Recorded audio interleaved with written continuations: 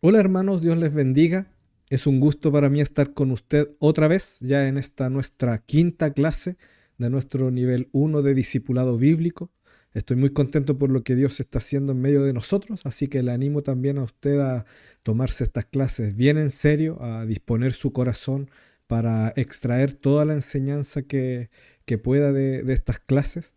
La verdad es que el objetivo, más que adquirir un conocimiento o cumplir con un requisito de iglesia, es que usted pueda tener un mayor conocimiento de Dios, porque entendemos que cuando nos acercamos a Dios a través de las escrituras, le conocemos más profundamente y eso mejora también nuestra comunión y nuestra relación con Él. Así que espero que estas clases le estén ayudando mucho. Como siempre, les recuerdo que es importante que antes de cada clase usted se tome un tiempo para orar y pedirle al Señor, perdón, que prepare su corazón. También es importante que al terminar la clase usted reflexione, vea de qué forma estas clases pueden afectar de manera práctica su vida y que también pueda estar ahí orando para que el Espíritu Santo vaya completando su obra en usted, en su casa, en su familia y también en sus hermanos en la fe. Así que dadas estas recomendaciones, vamos a la clase. Y la clase de hoy es bastante hermosa. Nosotros hemos estado ya en varias clases donde hemos adquirido harto conocimiento, pero creo que cuando nosotros hablamos de Jesús y de la obra que él hizo, eso tiene que provocar algo y esta clase se llama Salvos por Gracia. Y antes de pasar propiamente tal al contenido de esta clase, vamos a ir repasando un poco lo que vimos durante la clase anterior. Lo primero que vimos es que Dios diseñó un plan para salvar al hombre desde antes de la fundación del mundo. Y esto es súper importante tenerlo en cuenta porque nos habla de cómo ese Dios que es tan grande y que a veces nos parece que por eso está tan separado de nosotros, que está tan distante, en realidad es un Dios cercano que ha hecho todos los esfuerzos desde el principio de los tiempos para que el hombre se relacione con él. También hablamos de que la venida del Mesías fue profetizada y anunciada desde la misma caída del hombre. Y ahí nosotros estuvimos viendo cómo dentro de la maldición que da Dios a la serpiente, ¿verdad? Le dice que finalmente será la simiente de la mujer quien le herirá en la cabeza, haciendo referencias al Mesías Redentor. Vimos también que Jesús, siendo Dios, se despojó a sí mismo y vino a la tierra como un hombre, que eso se llama encarnación, ¿verdad?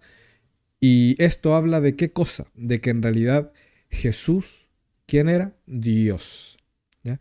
Jesús es el Dios hecho hombre. También hablamos de que Jesús fue perfecto y agradó a Dios en todo, ¿ya? Y que en él se cumplieron todas las profecías. Y era importante que para que Jesús se pudiese presentar como nuestro Redentor, que él cumpliera con todos los requisitos impuestos por el Padre para esa función, para esa labor. Y Jesús, siendo hombre, siendo 100% hombre también en esta tierra, él vivió una vida de obediencia, vivió una vida de santidad, fue perfecto, agradó a Dios y por eso es que su sacrificio fue válido. También hablamos de que Jesús murió por nuestros pecados. Siendo inocente, recibió el castigo en nuestro lugar. Y acá es importante siempre recalcar ese nuestro. La obra que hizo Jesús fue a favor nuestro, no a favor de Él, ni a favor de Dios, ni a favor de nada más en realidad. Jesús murió por nuestros pecados. Y ese nuestro podríamos hablarlo de ello como algo global, de humanidad, pero también debemos identificarlo como algo propio, como algo nuestro. Jesús murió por mis pecados, murió por tus pecados.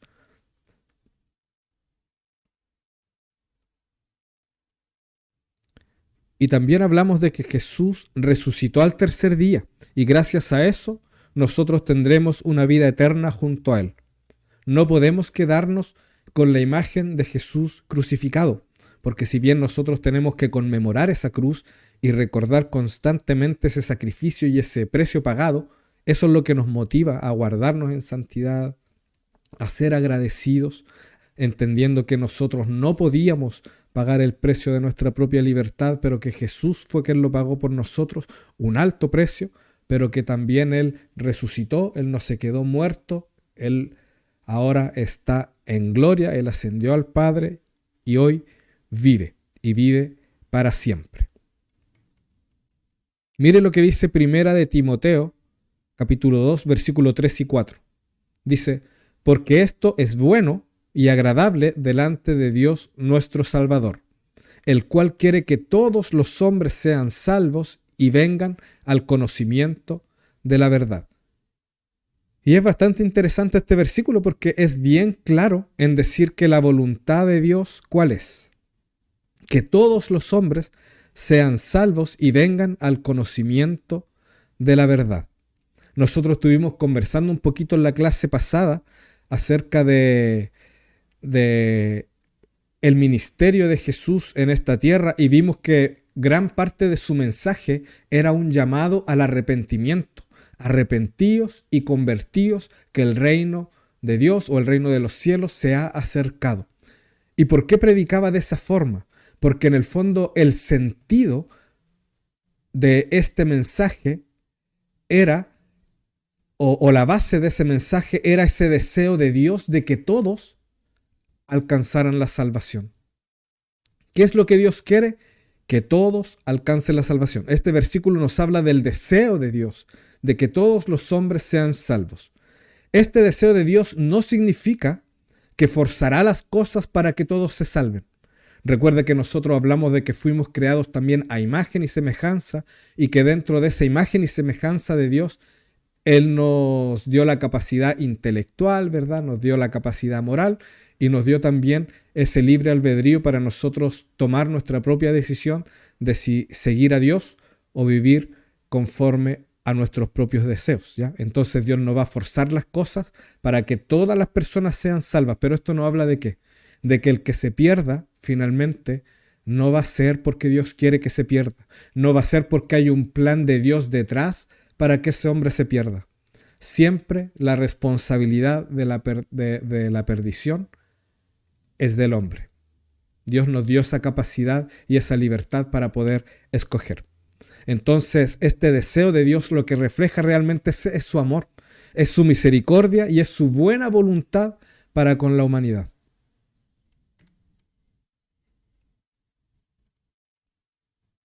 Y acá, ya para entrar bien en materia, quise poner esta pregunta. ¿Merece el hombre la salvación?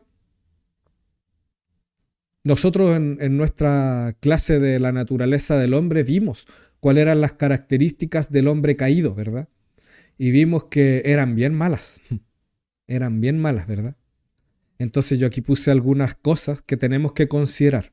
El hombre que no ha venido al Señor mediante la fe en Jesucristo, o sea, podríamos hablar del hombre impío, como dice la Biblia, o del hombre natural, está separado de Dios. Ahí puse una cita bíblica, como siempre usted después para el video y las busca, o al terminar la clase revisa el material y busca todas estas referencias bíblicas, ¿ya? Es súper importante esa parte dentro del estudio. Entonces dijimos que el hombre caído, el hombre natural, está separado de Dios. Otra característica es que estaba enemistado con Dios.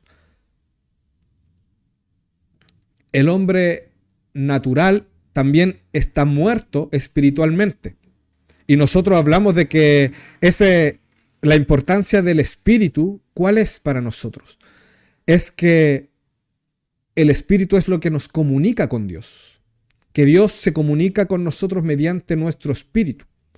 Entonces, al hablar de esa muerte espiritual, y esto lo hablamos más profundamente en nuestra clase ahí presencial, esa muerte espiritual implica ¿qué cosa?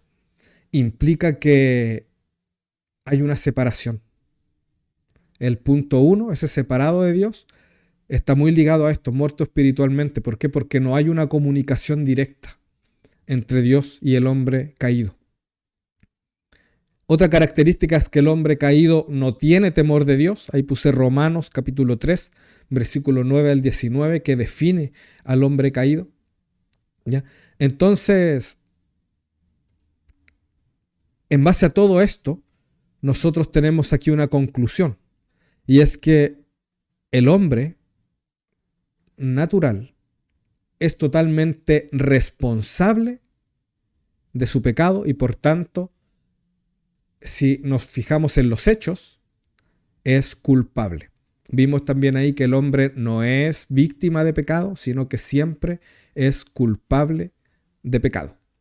¿Por qué? Porque hay una responsabilidad y una decisión personal de hacer o lo bueno o lo malo.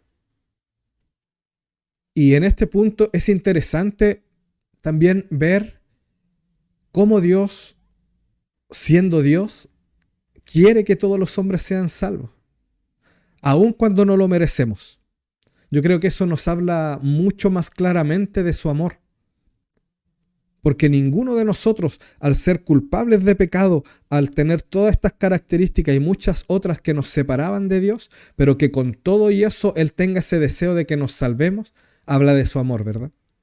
Como vimos en la clase de la naturaleza del hombre caído, nuestra naturaleza natural es pecaminosa y con inclinación al mal y a la rebeldía contra Dios.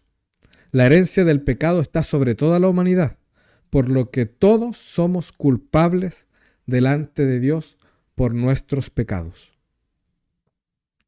Entonces, ¿qué quiere decir esto? Esto quiere decir que todos nosotros, como éramos culpables, también éramos merecedores del castigo. Desde una perspectiva bíblica, el hombre no merece la salvación. Todos los argumentos que hay en la Biblia acerca del hombre son en contra de sí mismo. Por el contrario, nuestra naturaleza pecaminosa y rebelde contra Dios nos hacía merecedores del castigo eterno. Según Romanos 6:23, el castigo por los pecados era la muerte, por lo que nosotros debíamos morir por nuestra culpabilidad. Como la humanidad es culpable del pecado, está expuesta a castigo y juicio. Y no podemos olvidar que este mismo Dios de amor, este mismo Dios que tiene ese deseo y esa intención de que todos los hombres sean salvos, es el mismo Dios que finalmente juzgará a las naciones y es el mismo Dios que ha decretado que todo pecado merece castigo y juicio. Nuestras obras merecían ese castigo. Pero el amor de Dios se manifestó en que Él mismo cargó con nuestro pecado cuando andábamos perdidos como ovejas descarriadas. Mire lo que dice aquí Isaías 53:6. Dice, todos nosotros nos descarriamos como ovejas, cada cual se apartó por su camino, mas Jehová cargó en Él el pecado de todos nosotros. Y estas son las cosas que nos tienen que hacer valorar y entender la grandeza del amor de Dios. Jesucristo, como vimos en la clase anterior, es el redentor de la humanidad. ¿Qué quería decir redentor? ¿Qué significaba redentor? Que nosotros, siendo esclavos del pecado y estando imposibilitados de pagar el precio de nuestra libertad, Él mismo pagó un alto precio por nuestra libertad y luego nos hizo libres, nos entregó esa libertad. ¿Merecíamos eso? Lo que estamos viendo ahora es que no. Lo que nosotros realmente merecíamos era el castigo y era el juicio porque éramos culpables de pecado. Entonces, ¿por qué, si merecíamos el castigo, Dios nos ofreció mediante Cristo la salvación? Esa es una buena pregunta que hacernos. ¿Por qué lo hizo? La respuesta a eso está en nuestra siguiente diapositiva. Es por gracia. Por eso es que el nombre de esta lección es Salvos por gracia. Gracia significa regalo inmerecido de Dios para el hombre. Es un regalo inmerecido. La gracia es lo que se regala, lo que se da sin merecerlo y sin que se pida nada a cambio. Acá nosotros hemos ya mencionado varias veces que en nuestra humanidad es poco lo que podemos hacer para sorprender a Dios, que en nuestra humanidad es poco lo que nosotros podemos hacer para agradarle, porque ya tenemos una naturaleza caída. De manera que todo lo que Él ha hecho no es esperando algo de nosotros, y es por eso que la palabra nos enseña que no podemos ser salvos por obra, porque aunque todo lo hiciésemos, dice que con todo, siervo inútiles somos. ¿Por qué? Porque dependemos completamente de esta obra de salvación de Jesucristo, y que nos fue dada no porque la merecíamos, no porque hubiésemos hecho algo para merecerla, sino solamente por gracia, como un regalo inmerecido. Mire lo que dice aquí Romanos capítulo 5, versículo 8. Dice: mas Dios muestra su amor para con nosotros, en que siendo aún pecadores, Cristo murió por nosotros. Y aquí, ¿qué es lo que tenemos que resaltar? En que este sacrificio de Cristo no fue por alguien que lo merecía, sino que nosotros aún éramos pecadores. Estábamos en nuestra condición de pecadores cuando Cristo murió por nosotros. Y esa muerte, recordemos que fue tanto por los pecados de aquellos que creyeron en fe en el Antiguo Testamento y que creyeron en Él en fe desde antes de que Él viniera a la tierra, que este sacrificio fue por aquellos que vivieron en el tiempo que fueron sus contemporáneos, pero también fue un acto para perdonar los pecados futuros de aquellos que nacerían cientos o miles de años después, como nosotros, ¿verdad? De manera que el sacrificio de Cristo fue suficiente para cargar con el precio del pecado de toda la humanidad, de todas las generaciones de quienes creyeron en Él. Y aunque esto lo profundizaremos en niveles superiores, tanto en el Antiguo Testamento como los del Nuevo Testamento, como los de la iglesia contemporánea, todos los que han sido salvos por creer en Jesucristo. Los del Antiguo Testamento o aquellos que vivieron antes de que Jesús viniera en su encarnación, tuvieron que creer en Él en fe. ¿Por qué? Como el Mesías que vendría, como el Mesías prometido.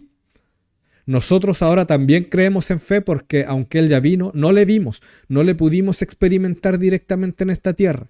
Pero sí, nosotros creemos a la palabra, creemos que la palabra es verdadera y que todo lo que se nos dice ahí de Jesucristo es verdad. Entonces, por fe también nosotros creemos en una obra ya realizada en Cristo. Todos los que son salvos de todas las generaciones, de todo el mundo, son salvos solamente por Jesucristo. Y como dice Hechos 4:12, hablando de Jesús, en ningún otro hay salvación. Creo que eso aparecerá también un poquito más adelante dentro de la lección.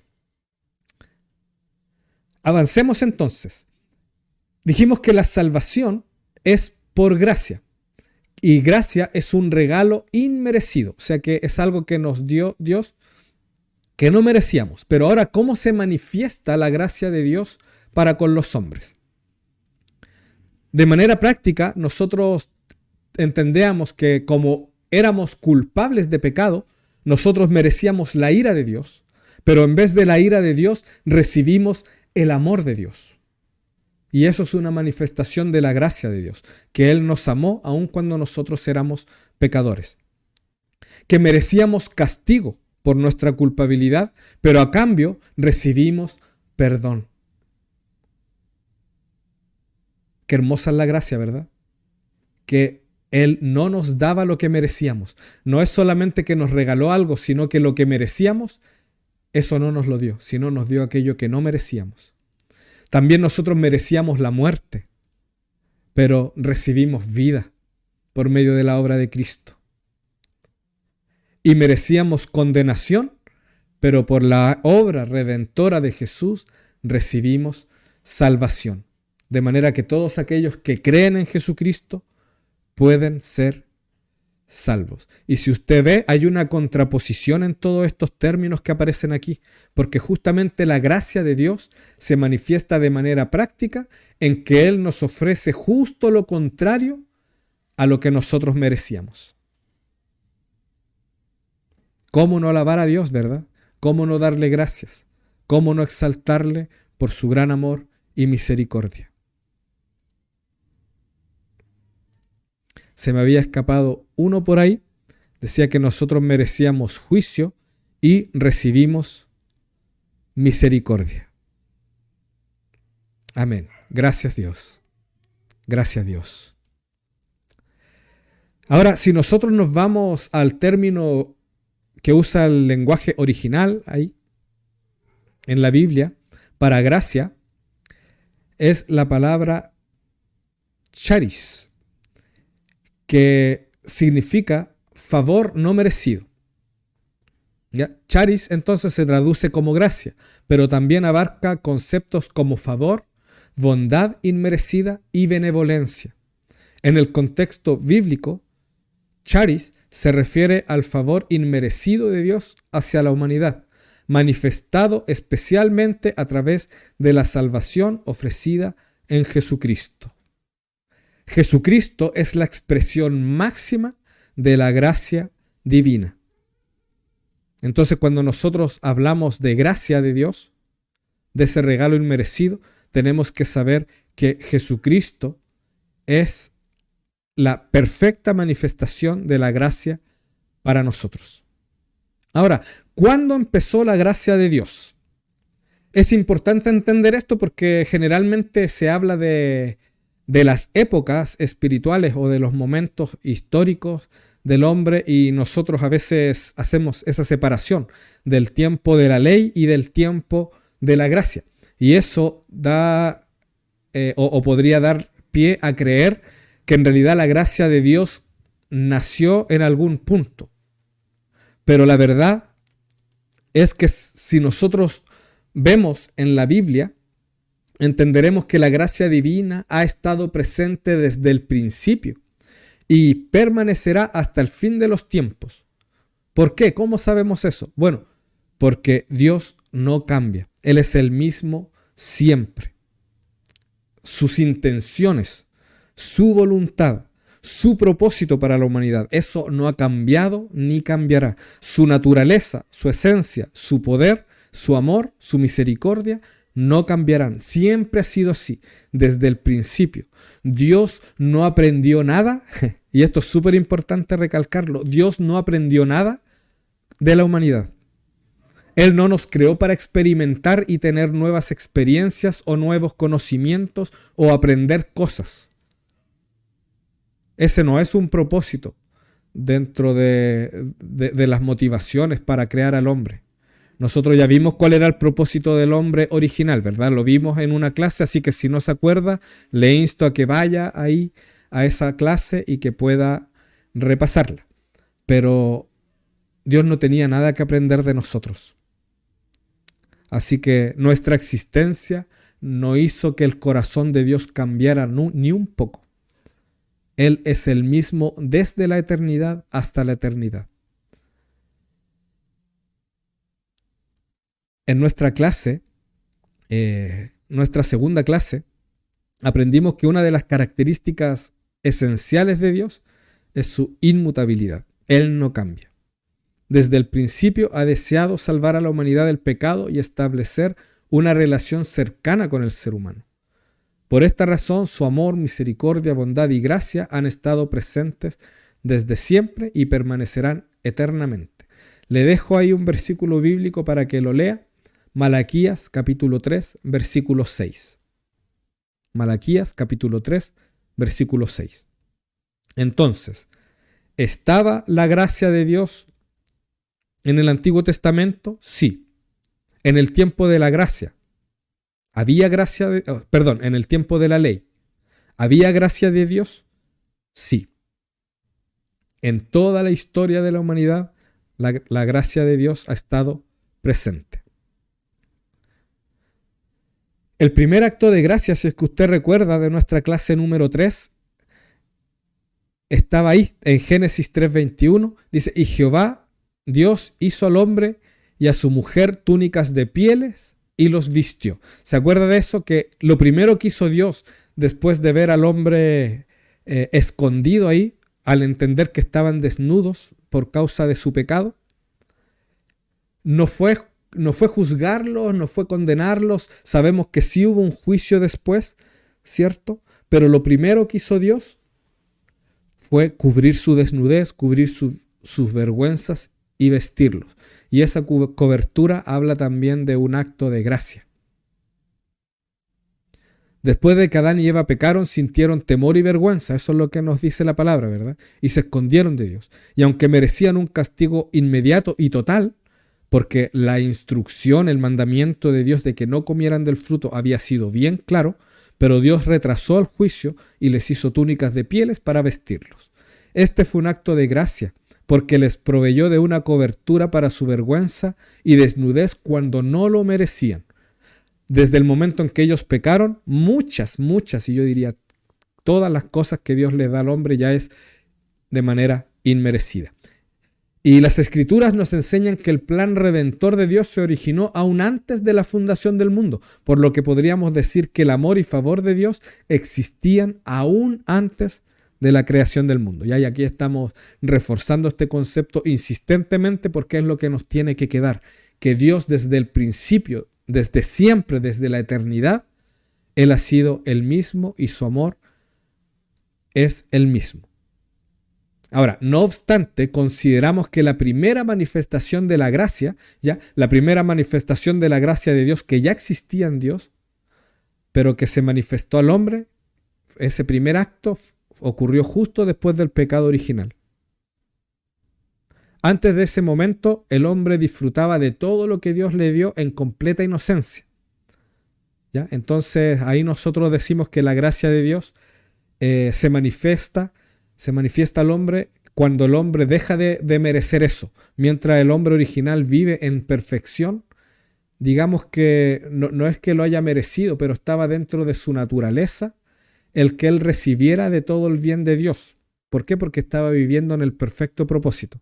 Pero después de la caída, el hombre se vuelve merecedor de castigo y de juicio. Entonces ahí es que se hace grande y se hace presente de una manera tangible para el hombre la gracia de Dios, porque todo lo que Dios le da, todo favor de Dios para el hombre, a partir de ese momento es considerado un acto de gracia. ¿Por qué? Porque el hombre ya no lo merece. Veamos de manera práctica también a través de la Biblia algunos momentos históricos o algunos actos en donde vemos presente la gracia de Dios antes de la venida de Cristo a esta tierra. Tenemos, por ejemplo, hay muchos más, ya solo vamos a ver algunos ejemplos, pero el caso de Noé, cuando Dios hace un pacto con Noé. Después del diluvio, Dios hizo un pacto de gracia con Noé y toda la humanidad, prometiendo nunca más destruir la tierra con un diluvio de agua, ¿verdad? Este pacto es un acto de gracia, ya que el hombre merecía el castigo, y también es un acto de gracia porque Noé no tenía nada que ofrecer a Dios a cambio. Ni siquiera un compromiso de obediencia, porque sabemos que el mismo Noé y su descendencia y todas las generaciones que vendrían después seguirían desobedeciendo muchas veces. Entonces, este pacto con Noé fue un acto de gracia de Dios. Eso lo encuentra en Génesis capítulo 9, versículo 13, pero ahí puede leer todos esos versículos alrededor también. Otro caso es la elección de Abraham. Nosotros sabemos que Dios llamó a Abraham para crear un pueblo para sí y estableció un pacto con él, prometiéndole bendiciones y una descendencia numerosa. Y esta elección fue un acto de gracia, ya que Abraham no había hecho ningún mérito para merecer eso. Recuerde que él era un hombre que vivía en Ur, en la tierra de Ur, era un caldeo. Como caldeo era alguien que creía en muchos dioses, era alguien que estaba en un entorno totalmente inmoral, pero Dios lo apartó y lo consagró como un acto de gracia. ¿Ya? Él no merecía ese favor, pero Dios sí se lo concedió. ¿Por qué? Por gracia. Además, su llamado sería para bendecir a las naciones. Y aquí nosotros siempre tenemos que volver a lo que comentábamos delante, de que el deseo de Dios, de que su perfecta voluntad es hacer bien al hombre y que todos los hombres procedan al arrepentimiento y a la salvación. La razón de que Dios llamara a Abraham entonces fue la motivación, más bien fue un acto de gracia hacia Abraham, pero también hacia nosotros, las generaciones que posteriormente por la fe nosotros vendríamos a ser descendencia de Abraham.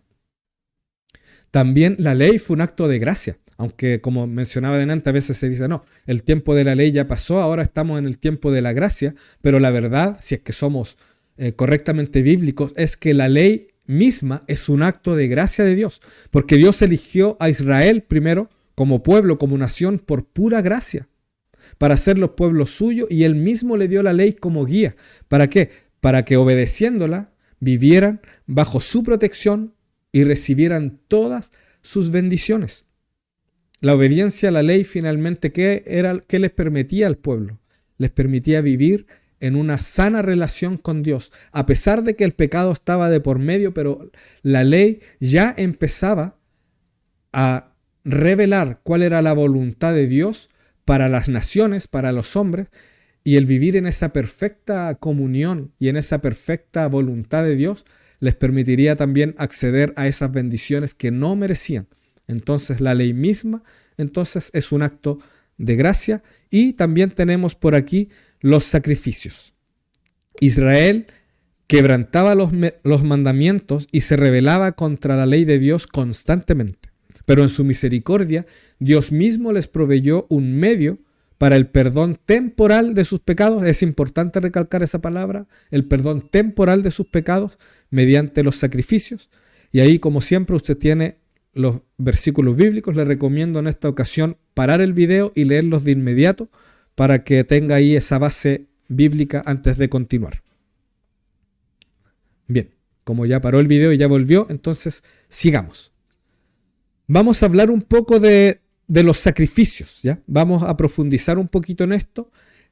Lo vamos a ver mayormente en el nivel 3 de nuestro discipulado, ¿ya? Es súper importante tener un conocimiento profundo del significado y las motivaciones de Dios para dar este canal como medio de perdón de pecados, pero de momento vamos a dar solamente un vistazo general, ya para que usted tenga una noción de cuál era la importancia de los sacrificios en el Antiguo Testamento. Y dice que los sacrificios del Antiguo Testamento eran un medio temporal para obtener el perdón de los pecados y reconciliarse con Dios. Recordemos que el deseo de Dios, es insistente esto, pero es necesario estar enfatizándolos a cada instante. La motivación de Dios es tener paz con el hombre, que Dios creó al hombre no para que estuviera separado de él, sino al contrario, para que tuvieran una relación. Entonces siempre ha estado en el corazón de Dios reconciliar al hombre consigo mismo, ¿ya? Los sacrificios entonces consistían en ofrecer la vida de un animal representada por su sangre, por la sangre generalmente de un cordero, pero también podían ser de bueyes, también podían ser de palominos. Eso dependían de varias cosas, del propósito de ese sacrificio, porque habían varios tipos de sacrificio, también de la capacidad económica de la persona, ya entendiendo que a lo mejor no todas las personas podían ofrecer un sacrificio de un buey o de un cordero, entonces había también una opción más asequible para todos, ¿ya? Entonces ahí habían distintos tipos de animales, pero el símbolo ahí es el derramamiento de sangre. ¿Y para qué se derramaba esta sangre de este animalito? Para pagar el precio del pecado. ¿Qué culpa tenía el animalito? ¿Por qué tenía que morir un animalito?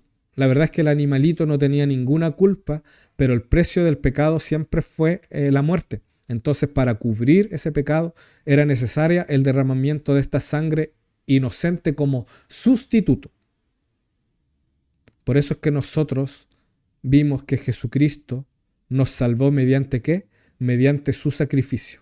Y esto era también conforme al rito de la ley, porque así como por el derramamiento de la sangre de un cordero los hombres obtenían el perdón de manera temporal, por Cristo, que es el sacrificio perfecto, nosotros obtuvimos también el perdón, pero ya no de manera temporal, sino permanente, de manera que si pecamos ahora, tenemos en Jesucristo un abogado. ¿Ya? Entonces, estos sacrificios del Antiguo Testamento prefiguraban el sacrificio perfecto de Jesucristo, quien fue la ofrenda definitiva para la expiación de los pecados. Los sacrificios del Antiguo Testamento, entonces, para concretar, proporcionaban un perdón temporal y servían para restaurar la relación con Dios, quebrantando la enemistad entre Dios y el pueblo. ¿Cuál era el problema? Es que esto solamente era temporal. Si el hombre después seguía pecando, necesitaba volver a ofrecer un sacrificio. ¿Ya? O sea que este perdón era provisional y dependía de la repetición continua de los sacrificios, ya que no eliminaba de manera definitiva el pecado. Esa es la diferencia de la obra de Cristo. Cristo no tan solo nos reconcilió con Dios, no tan solo perdonó nuestros pecados pasados, sino que nos da también la capacidad para dejar el pecado. Él nos libró de la esclavitud del pecado. Ahora, ¿para qué servían los sacrificios? Para perdón temporal de los pecados, ¿ya? Como los hombres seguían pecando, debían seguir ofreciendo sacrificios de manera constante. También tenemos aquí para tener una reconciliación temporal con Dios. Al obtener el perdón de los pecados, se quiebra la enemistad con Dios, pero solo hasta que vuelvan a practicar el pecado, ¿ya? O si no, vuelven a la misma condición de enemistad. Y también servían como una expresión de adoración y gratitud. Como les mencioné delante, habían distintos tipos de sacrificios que tenían distintos objetivos, y algunos de estos sacrificios, como por ejemplo las ofrendas de paz y acciones de gracia, eran expresiones de adoración y gratitud hacia Dios por sus bendiciones y provisión. Ahora, Jesús es el sacrificio perfecto. Las Escrituras señalan a Jesús como el Cordero que quita el pecado del mundo. Y esto es lo que mencionaba segundos atrás, que Él no tan solo nos cubre el pecado, sino que quita el pecado del mundo. Esto no quiere decir que nadie más va a pecar, sino que a través de su sacrificio, Jesús ofrece el perdón total y definitivo para aquellos que creen en Él. Su muerte en la cruz pagó el precio por nuestros pecados y nos libera del poder del pecado. Colosenses capítulo 2, versículos 13 y 14 dice: y a vosotros, estando muertos en pecados y en la incircuncisión de vuestra carne, os dio vida juntamente con Él, perdonándoos todos los pecados, anulando el acta de los decretos que había contra nosotros, que nos era contraria, quitándola de en medio y clavándola en la cruz. O sea que ya no hay autoridad en contra de aquellos que han creído en Jesucristo, porque todo acta, todo decreto que nos culpaba, que nos hacía culpable, que nos señalaba como merecedores de castigo, todas esas actas quedaron clavadas en la cruz. Aleluya. Qué hermoso. Qué grande es la obra de Jesucristo. Hermano, no podemos nosotros exponernos a estas verdades con indiferencia. Y es por eso que es tan importante ir entendiendo el proceso de la salvación. A lo mejor hablar de estos términos del Redentor parece a veces innecesario y dice, bueno, con saber que Dios me ama es suficiente, pero la verdad es que no, porque en la medida en que yo entiendo todo lo que tuvo que pagar Cristo, cuando yo entiendo todo lo que se me perdonó, cuando yo entiendo la grandeza de la misericordia de Dios, de que tenía actos de amor y de gracia por mí, aun cuando yo lo que merecía era lo contrario, merecía el juicio, merecía el castigo. Cuando yo entiendo esto, es que realmente aprendo a valorar la obra de Dios, y valorándola me vuelvo un adorador. De manera natural se produce en nuestra vida la gratitud, el deseo de estar ahí rendido. Porque todos nosotros podemos acercarnos a Dios de manera religiosa. La verdad es que pertenecer a una iglesia cristiana a veces trae muchos beneficios también humanos y sociales. Nos sentimos bien, algunos se sienten realizados porque pueden hacer cosas, porque pueden activar, porque se sienten útiles, porque es ese ambiente de amor sana a veces personas que tienen problemas, que tienen dificultades, que están enfrentando procesos difíciles, y todo eso es bueno y es algo que se tiene que provocar. Pero sabes que lo importante no es que nos sintamos bien. El Evangelio, la palabra de Dios, es para que nosotros entendamos nuestra naturaleza. Y es para que entendamos la grandeza de la obra de Jesucristo y la grandeza del amor y la misericordia de Dios que hay detrás. ¿Para qué? Para que entendiendo esto podamos realmente tener una comunión con Dios tal y como Dios la diseñó, tal y como Dios la pensó antes de crearnos, antes de la fundación del mundo, tal y como la tuvo Adán y Eva antes del pecado original.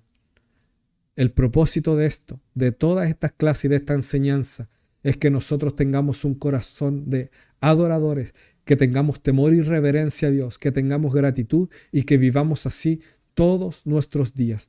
Porque eso, hermano mío, hermana mía, es vivir el verdadero evangelio. Así que, bueno, dicho esto, avancemos.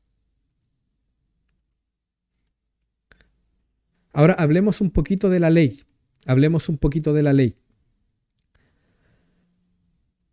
La ley de Moisés es conocida también por el pueblo hebreo como la Torá. ¿Y qué es? Es un conjunto de mandamientos y estatutos dados por Dios al pueblo de Israel. ¿A través de quién? A través de Moisés. Estos se encuentran principalmente en los primeros 5 libros de la Biblia. Los 5 primeros libros de la Biblia son conocidos también como el Pentateuco, ¿ya? Ese es el nombre que tienen. ¿Y cuáles son los 5 primeros libros de la Biblia? Génesis, Éxodo, Deuteronomio, Números y Levítico. No lo dije en orden, ¿ya? Pero son esos 5. La Torá contiene instrucciones para la vida religiosa, moral, social y ceremonial del pueblo de Israel, abarcando desde los 10 mandamientos hasta regulaciones detalladas sobre la adoración, el sacrificio y la justicia social. ¿Qué quiere decir esto? Que la ley, aparte de indicar cuál era la perfecta voluntad de Dios, señalaba también qué era lo que esperaba Dios en cuanto a nuestra adoración, en cuanto a nuestra relación con las otras personas, en cuanto a nuestra evolución social, todo lo que esperaba Dios de Israel como nación y de cada miembro de Israel como ser humano que se relaciona con Dios, todo eso estaba ahí en la ley.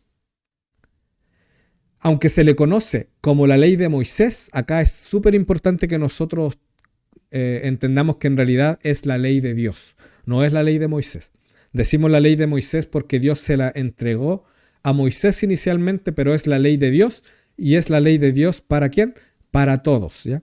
Nosotros ya no vivimos en el tiempo de la ley, vivimos en el tiempo de la gracia, pero entendiendo que Dios no cambia y que sus motivaciones no cambian y que su manera de relacionarnos es lo único que cambió, entonces sí sabemos que hay principios que están allí que son eternos, ¿ya? Ahora, Cristo es el garante de nuestra salvación, de manera que nosotros no tenemos que de manera religiosa tratar de hacer cosas para ganar la salvación. Pero eso no quiere decir que nosotros podamos quebrantar así de manera indiferente todos esos mandamientos que están en el Antiguo Testamento, porque sigue siendo palabra de Dios, sigue siendo voz de Dios, y aunque a lo mejor es toda la parte ritual y ceremonial ya no es necesaria, porque Cristo pagó el precio perfecto y hasta ahí terminó, no se necesitan más sacrificios humanos, no se necesita una obediencia total y absoluta a la ley, porque ya no vivimos guiados por esa ley, sino que Cristo es el garante de nuestra salvación. Pero recordemos que como consecuencia de la fe en Cristo, Dios nos dio el Espíritu Santo. Y yo creo que el hecho de que se llame Espíritu Santo es también para revelarnos algo. La santidad sigue siendo un pilar fundamental de nuestra comunión con Dios, aún después de la obra redentora de Cristo. Profundo, ¿no? Interesante. Bueno, cuando hablamos de la ley, es esencial recordar que Dios estaba formando un pueblo para sí mismo, un pueblo santo y apartado. Por eso es que era necesario que hubieran también regulaciones sociales y leyes, ¿ya? Porque Él se estaba creando un pueblo para sí, santo y apartado. ¿Apartado de qué? Apartado de las otras naciones. Por esta razón, los mandamientos de la Torá no solo se centraban en la adoración y el culto a Dios, sino que también tenían un enfoque integral de gobierno.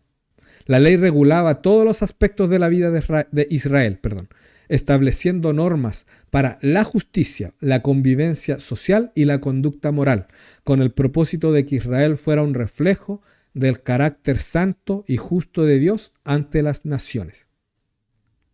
Vamos a ir profundizando esto más interesante porque hay varias cosas que actualmente son de división, por ejemplo, qué comer. En la ley habían indicaciones sobre cosas que no se podían comer. Hoy las comemos, muchas de ellas con normalidad, pero hay algunos que no. Entonces se van creando fragmentaciones de la iglesia cristiana. en realidad lo que tenemos que quedarnos es que ahora como medio de salvación no necesitamos hacer ninguna obra, de manera que no podemos dejarnos enjuiciar por nada. ¿Ya?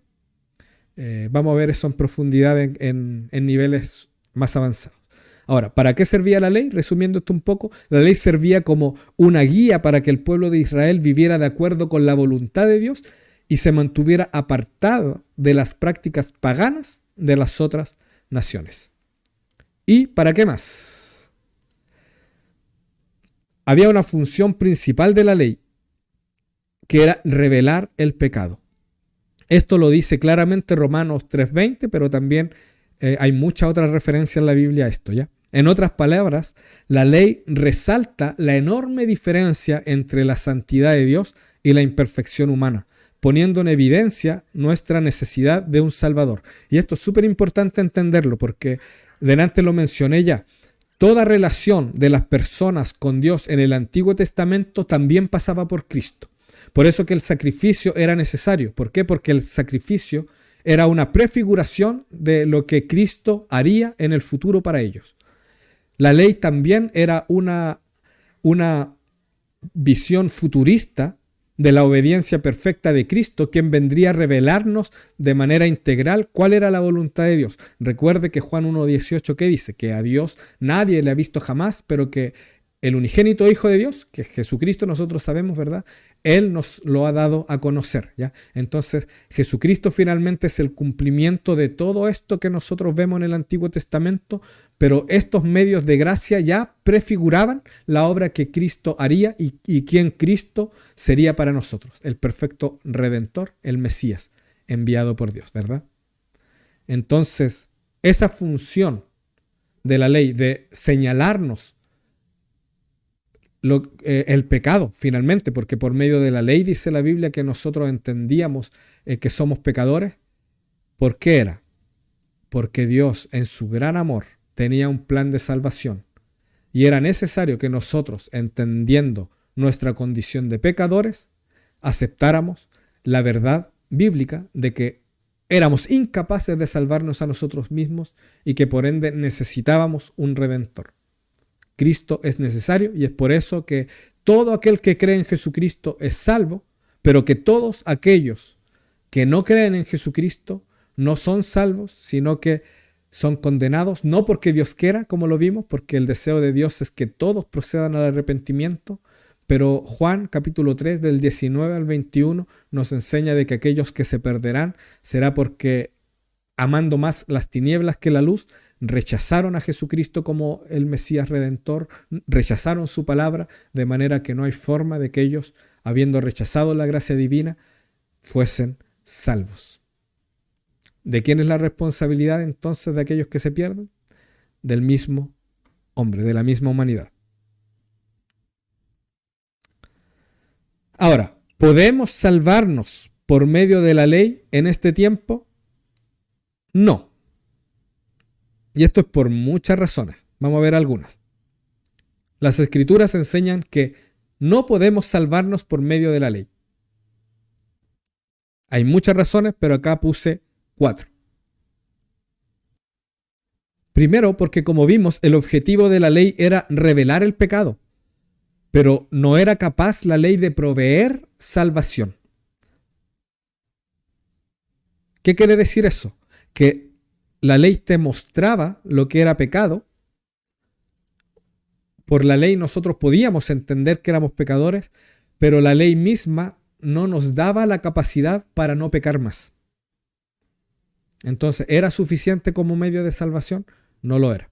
Ahí tenemos Romanos capítulo 3, versículo 20.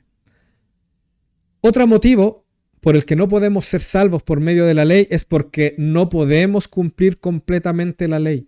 Nadie en la historia, nunca, ni en el Antiguo ni en el Nuevo Testamento, cumplió la ley. Por eso es que los sacrificios en el Antiguo Testamento eran repetitivos.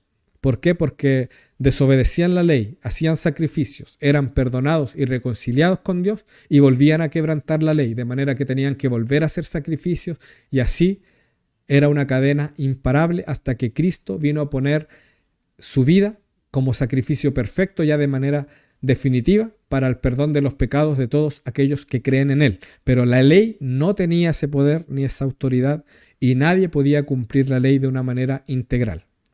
Santiago 2.10, si no me equivoco, es el versículo que dice que aquel que vive por la ley y quebranta solamente uno de los mandamientos se hace culpable de todos.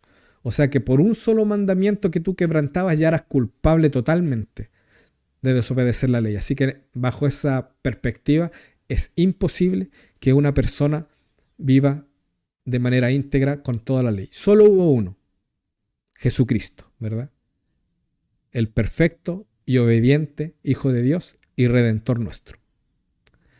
Ahora, Cristo es el cumplimiento de la ley. Mateo 5:17 nos dijo esto, que Cristo no vino para abolir la ley, Él vino para cumplirla y Él la cumplió perfectamente en todo. Eso lo vemos a través de todos los evangelios, a través de todo lo que vemos también en el Nuevo Testamento. Jesucristo fue perfecto en esta tierra y cumplió la ley de una manera integral, de manera que venció la ley. Y Él ahora es por quien nosotros conocemos la voluntad perfecta de Dios. Y también tenemos por aquí que la salvación es por gracia a través de la fe. Solo por gracia, no por obras. ¿Es necesario que nosotros seamos obedientes para salvación? Ahí hay cierta polémica. Porque en realidad nuestra obediencia no es un motivo por el cual nos ganamos la salvación, sino al contrario, es una evidencia de la salvación y también es un fruto de la salvación. Nadie que es salvo vive en desobediencia, pero eso no es un esfuerzo humano para ganar la salvación, sino una consecuencia de la salvación en el hombre. Es un matiz que, bueno, no es tan matiz porque en realidad es un abismo, está bien separado, ¿verdad?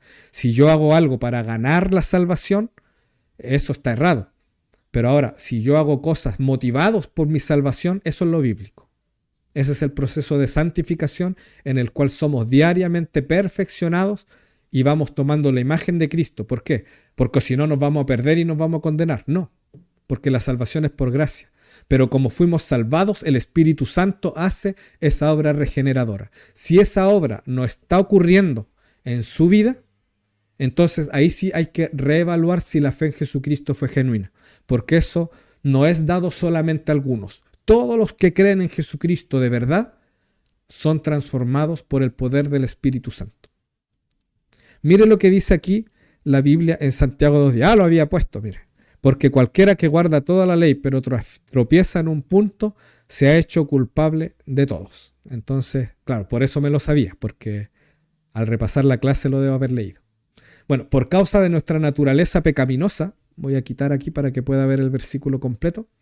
Por causa de nuestra naturaleza pecaminosa, es imposible que cumplamos con toda la ley. La buena noticia es que tampoco necesitamos hacerlo.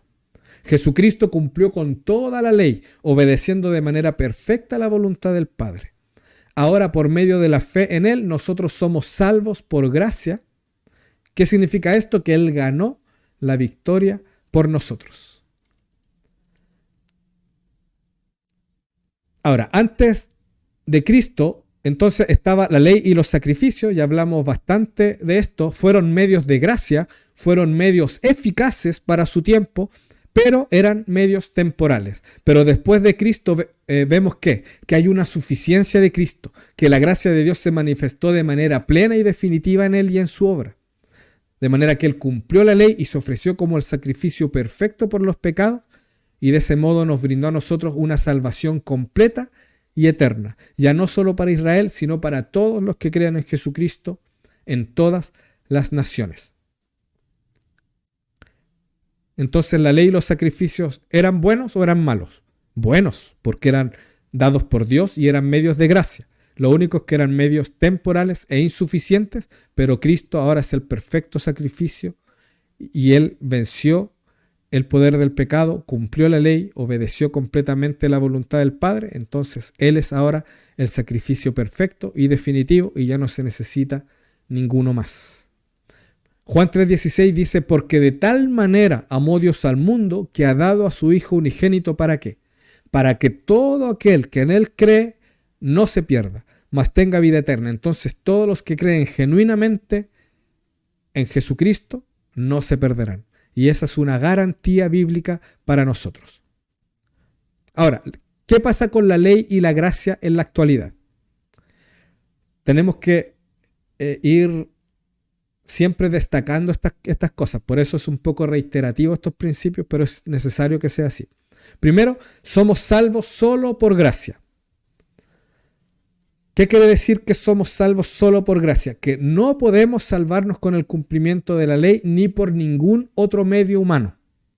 La salvación se recibe por la fe y depende solo de Cristo.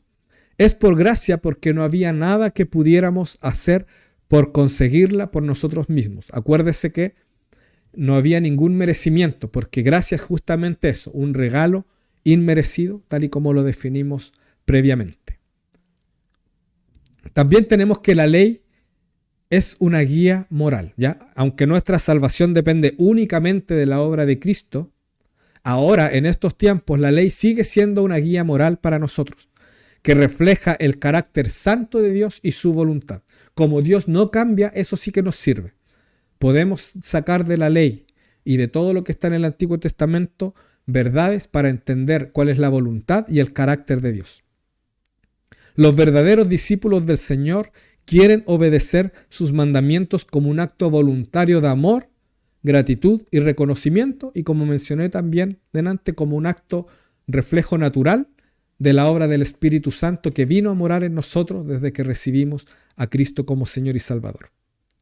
Ahora, es súper importante puntualizar esto, mi hermano. Gracia no es libertinaje.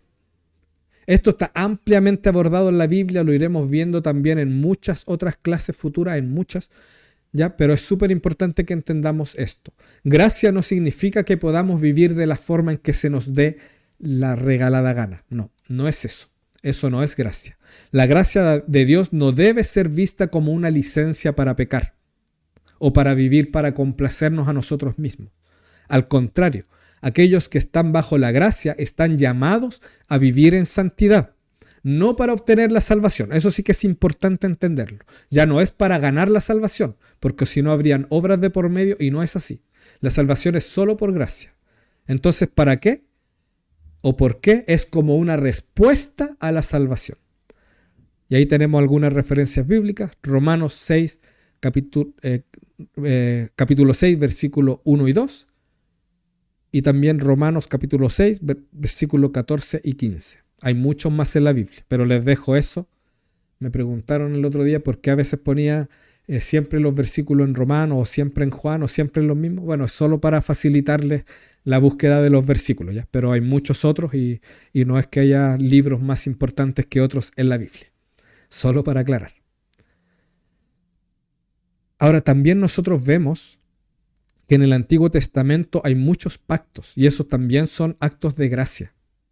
En el Antiguo Testamento Dios hizo un pacto, por ejemplo, con el pueblo de Israel, dándoles los mandamientos y sistema de sacrificios para que pudieran acercarse a Él. Sin embargo, este pacto era limitado, pues no podía quitar el pecado de manera definitiva. Jesús, al morir en la cruz, estableció un nuevo pacto, y esto es súper importante que lo entendamos. Hay un nuevo pacto que es mejor y definitivo, ofreciendo perdón total y una nueva relación con Dios sin necesidad de seguir los sacrificios y las leyes del antiguo pacto. Hebreos 8:6 dice, pero el servicio sacerdotal que Jesús ha recibido es superior al de ellos, hablando de los sacerdotes del Antiguo Testamento. Así como el pacto del cual es mediador es superior al antiguo, puesto que se basa en mejores promesas. ¿Qué es lo que queremos reflejar en esta diapositiva, que es distinto a lo que ya hemos hablado muchas veces durante esta clase? Que hay promesas. Que hay promesas. Estamos bajo un nuevo pacto. Y el hecho de que estamos bajo un nuevo pacto habla de que estamos bajo una nueva relación con Dios. Yo le voy a dejar una tarea porque en honor al tiempo solo voy a dejarle esta vista aquí un poquito. Pause el video, léalo usted, busque las citas bíblicas. No las vamos a mencionar, pero acá hay una comparación entre el antiguo pacto del Antiguo Testamento y el nuevo pacto que es por medio de Jesucristo. Y en resumen podemos decir que el nuevo pacto es mejor en todo. Jesucristo es el sacrificio perfecto y su nuevo pacto supera en todo al antiguo pacto, pero acá hay un desglose de algunas cosas que es importante que usted conozca, así que no le va a tomar muchos minutos, pero yo se lo dejo ahí como tarea. Revise esto. Bueno. Ahora, Hechos 4:12 dice, hablando de Jesús, y en ningún otro hay salvación, porque no hay otro nombre bajo el cielo dado a los hombres en el cual podamos ser salvos. Jesús, el mediador de este nuevo y mejor y perfecto pacto, es el único camino por el cual los hombres pueden ser salvos.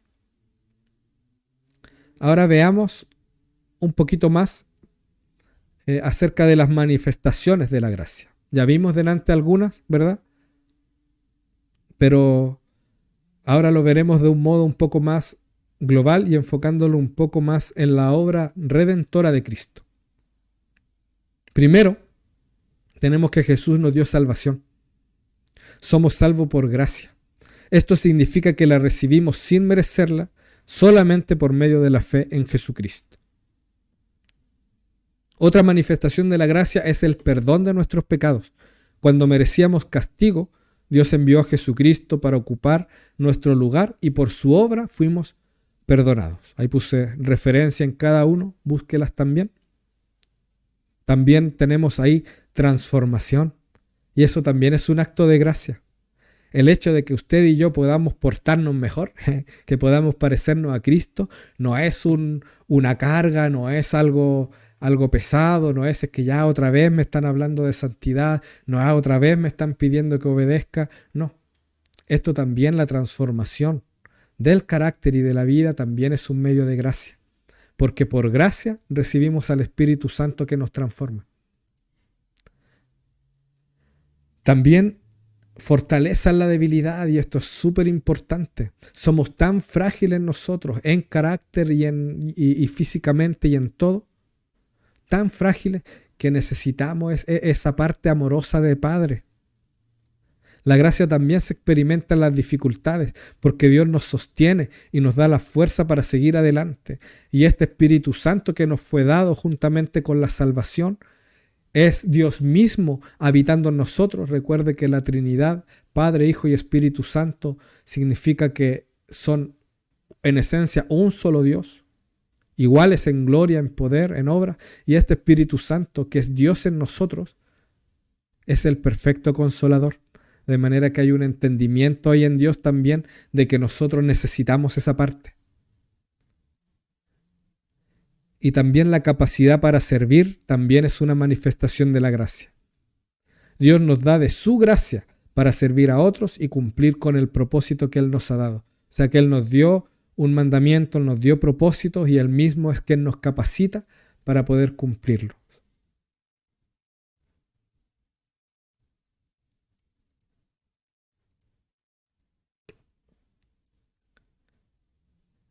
La gracia se experimenta cuando se reconoce no merecerla. Y aquí hay otra cosa que es súper, súper profunda. Estas frases son esas frases que ponemos con la intención de que queden grabadas en su memoria, no para sensibilizarlos solamente, aunque también es algo que tiene que pasar. No podemos recibir estas verdades con indiferencia. Tienen que provocar algo en nuestro interior. Pero es para que quede grabado esta idea en nuestra mente y corazón. Jesús confrontó muchas veces a aquellos que tenían una falsa idea de sí mismos, creyendo que eran fieles seguidores de Dios, pero que en realidad no le conocían y eran perversos de corazón. Por eso es que nosotros vemos que la obra de Jesucristo confrontó mucho el pecado. Era un llamado constante al arrepentimiento. ¿Y el arrepentimiento qué es? Esa metanoia, ese cambio de actitud y cambio de mentalidad. Esa transformación de la mente. Acusando de que el Señor entendía que tanto las obras, como los pensamientos y los sentimientos estaban corrompidos. E incluso Él trabajó muy directamente de esa forma con los fariseos, a quienes confrontaban de una manera muy directa. Y era complicado porque los fariseos eran referentes morales y sociales en ese tiempo. Entonces irse contra ellos, que eran grandes referentes, siempre traía polémica y siempre revoloteaba ahí las emociones de los que lo escuchaban. Y por eso es que lo querían matar con tanta insistencia. Pero tenemos que ver que ese constante reflejar la maldad humana no era para provocar una tristeza solamente, que también es algo necesario. Nosotros cuando nos pecamos nos entristecemos y es necesario que sea así. El Espíritu Santo provoca esa tristeza. ¿El motivo cuál es? Que haya un verdadero arrepentimiento, hermano. Y por eso es que no podemos separar el amor de esto. El perfecto amor del Padre, ¿en qué se manifiesta? En que Él envió a su Hijo, ¿verdad?, para nosotros.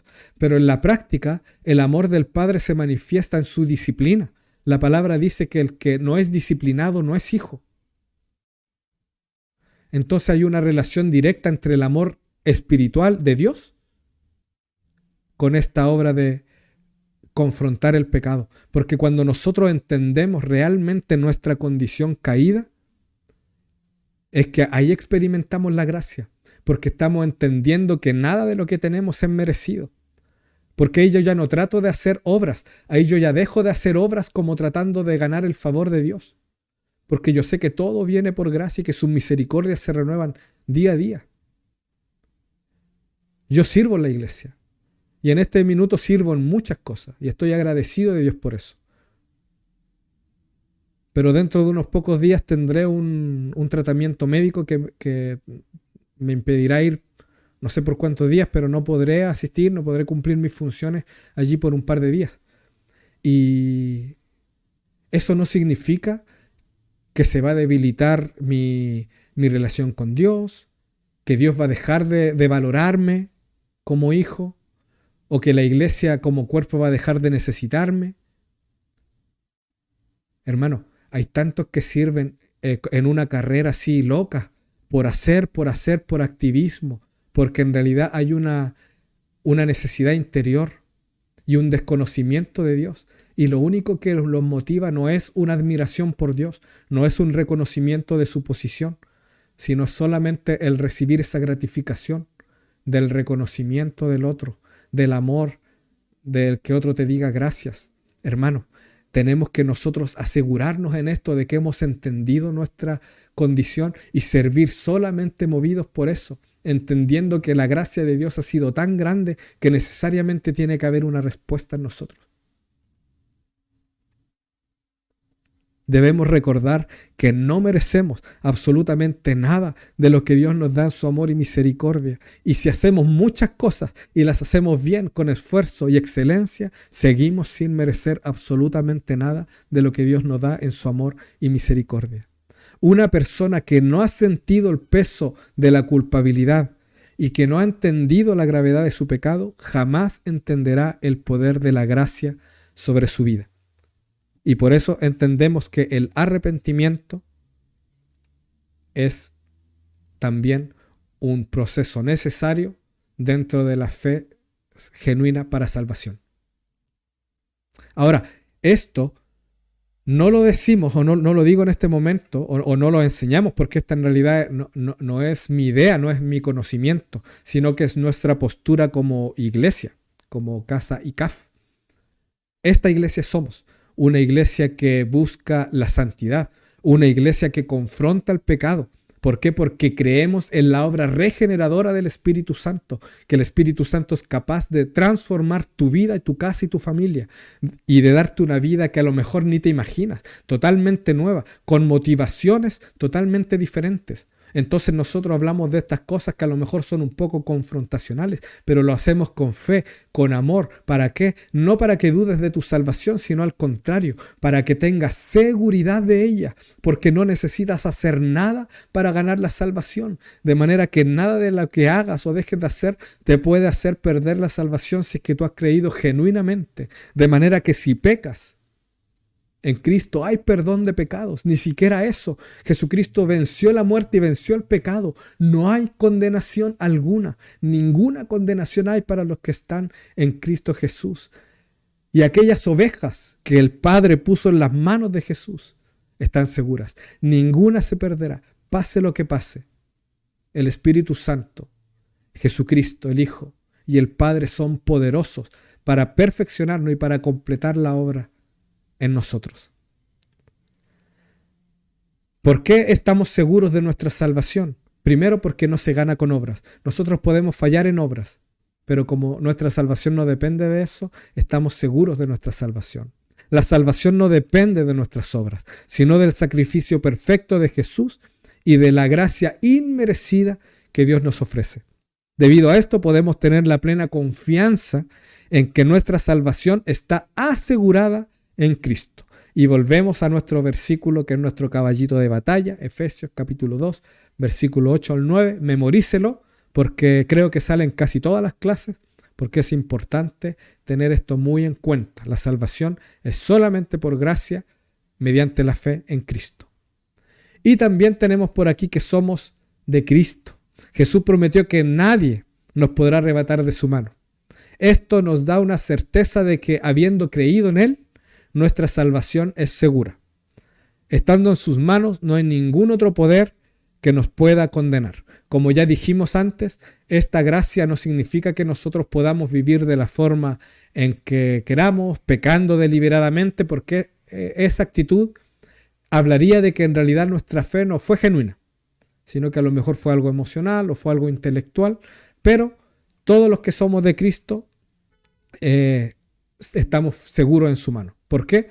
Porque el Espíritu Santo mismo nos va perfeccionando también. La seguridad de la salvación es el sustento del cristiano.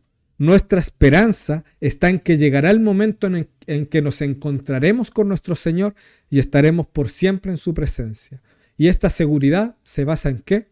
En que Cristo y su sacrificio y su obra fue suficiente. Ahora veamos algunas evidencias de vivir bajo la gracia.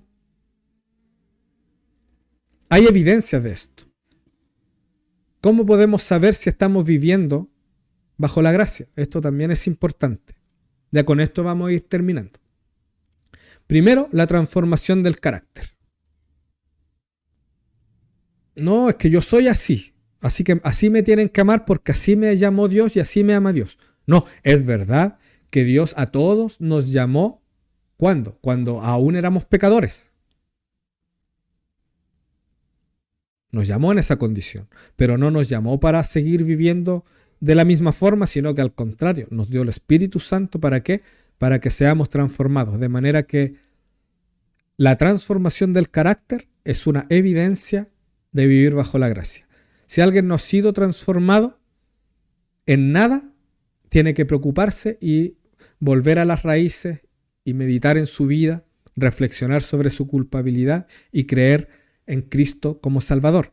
Pero si usted no es perfecto, pero sí ha sido transformado, entonces no hay problema, porque en realidad no se trata de perfección, sino que se trata de que estamos en un proceso de transformación constante donde cada vez nos vamos pareciendo más a Cristo.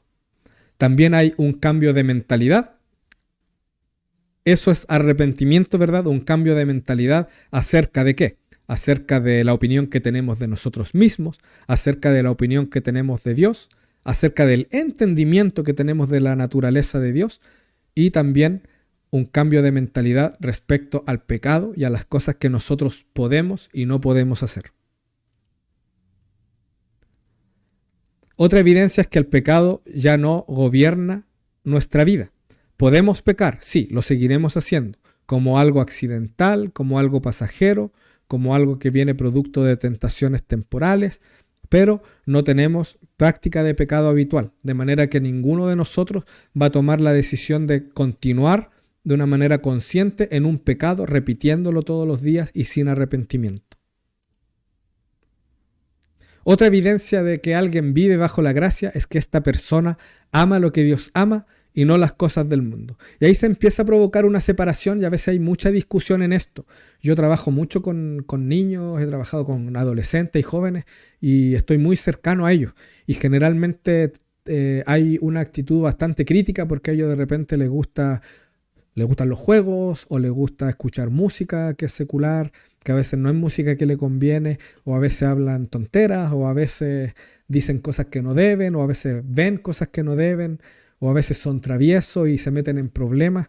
Y en esto nosotros tenemos que tener un equilibrio también. Es súper importante que seamos equilibrados en esto, porque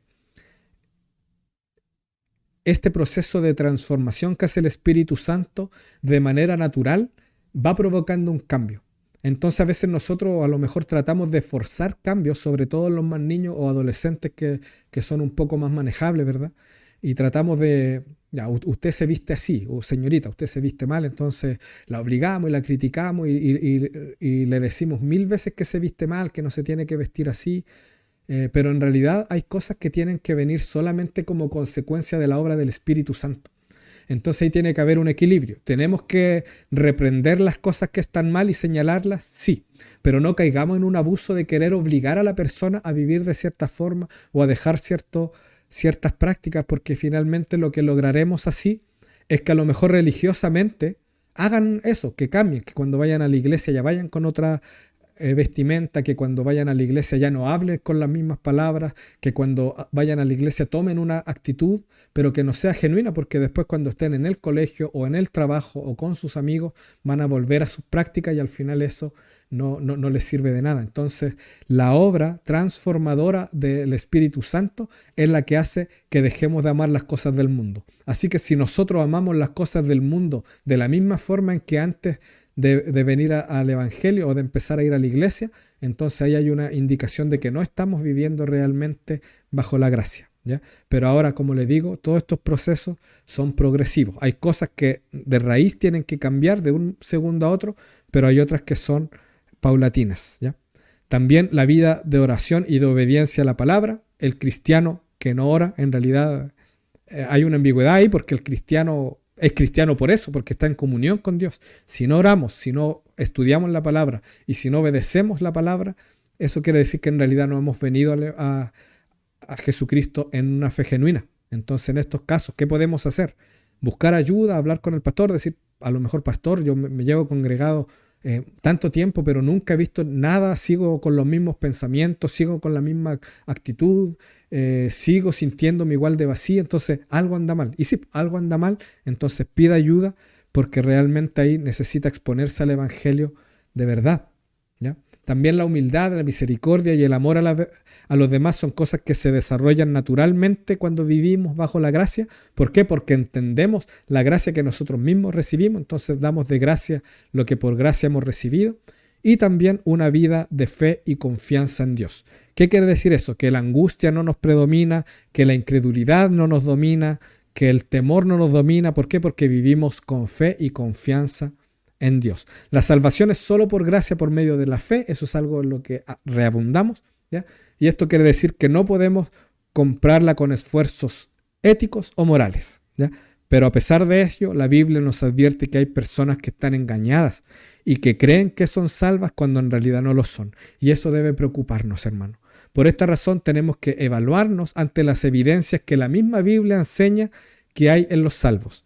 Vale aclarar que esto es el resultado de la salvación y no mecanismos para ganar la salvación. Y como dije delante, hay cosas que a lo mejor son de 0 a 100, que son instantáneas, pero también todo lo que tiene que ver con un cambio de carácter y de costumbres, sobre todo cuando hay adicciones profundas, ahí vemos que Dios puede intervenir de una manera sobrenatural, pero lo que tiene que ver con el carácter, eso es paulatino, es algo constante, ¿ya?